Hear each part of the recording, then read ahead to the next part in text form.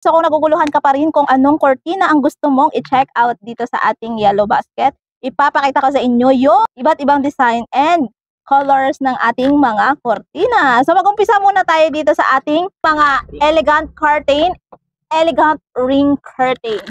So guys, as you can see, meron tayo ditong embroidered na cortina. So ibig sabihin nun, nakaukit talaga siya. Nakaukit, nakaborda. As you can see, nakaborda yan siya guys.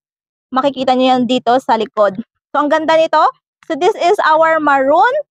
Ang lapad nito is isang dipa. Ayan guys, ang haba naman nito is 7 to 7.5 feet.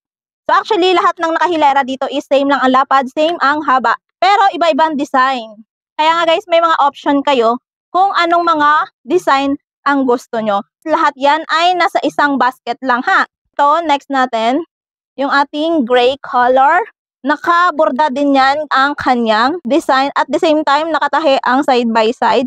And maganda ang tela. Good quality guys yung mga cortina natin. Kaya hindi kayo magsisisi na i-check out. At the same time guys, napakamura na. Ating 300 to 500 plus.